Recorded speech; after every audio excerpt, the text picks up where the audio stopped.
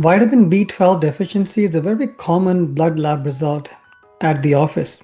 One thing I find surprising is not only the number of clients who have vitamin B12 deficiency, but also the number of clients who keep coming back every year with a vitamin B12 deficiency and perhaps don't care so much about it or maybe don't understand the implications of that. They'd have their annual checks done, it would come back as low, they would take some supplements for a while, perhaps make a few dietary changes, get back to the old habits, come back next year and have a B12 deficiency again. One thing I say to my clients is, I don't want to keep seeing you year on year with the same deficiency. Whatever changes you make need to be permanent changes. So in this video, I'll try to explain to you the importance of vitamin B12, why you want to maintain adequate levels, and how to supplement. I'm Dr. Rawat.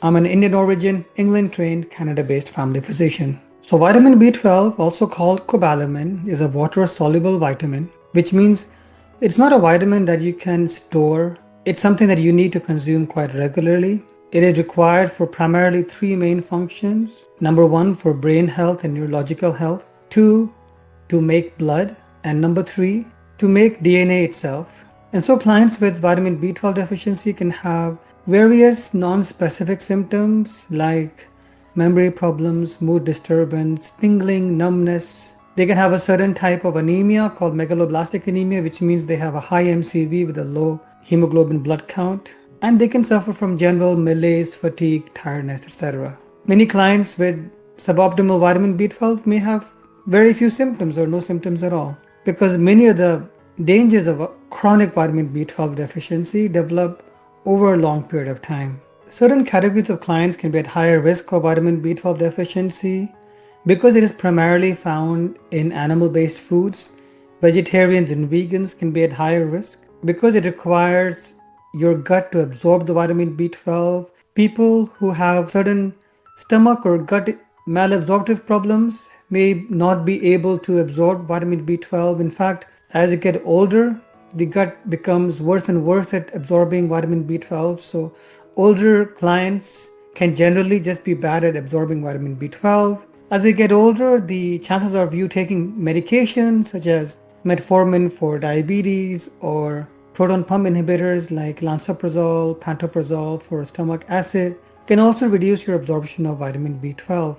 Animal-based foods, including dairy products, contain vitamin B12. I do myself consume a lot of dairy product, but mostly very low-fat dairy to reduce my intake of saturated fat. Mushrooms also contain vitamin B12, and many vegan foods like breakfast cereals, plant-based milks, nutritional yeast, etc. can be fortified with vitamin B12. If you have chronic, recurrent vitamin B12 deficiency, or you are a vegan, vegetarian, or taking one of those medications which reduce absorption, the safest bet generally is just to supplement. I would recommend a daily multivitamin to everyone. In addition, taking something like 5,000 mcg methylcobalamin sublingual once a week should be enough for most people.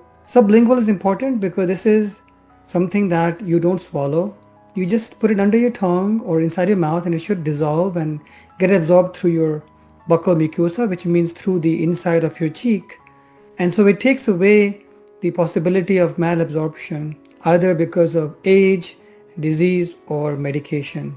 Of course, if this is the first time you're trying to supplement along with a multivitamin, it might be worthwhile to repeat the blood test in about 3 months' time to make sure that you are at a good level. In units used in Canada and UK, a good level would be anything above 220 and goes up to 650. If you go on my website, scroll to the very bottom of the page where I have supplements. Click on label supplements, you'll find the blog for vitamin B12.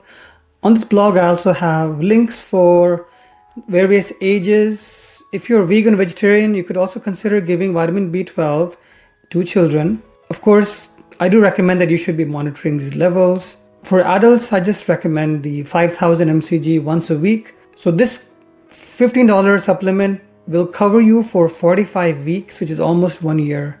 So it only costs about $1 or $2 per month. But the main thing is it has to be sublingual, which means something which dissolves in your mouth to not get hampered by reduced absorption through your gut, whether that's because of malabsorptive conditions, medication, or age. I'll put these links in the description of the video.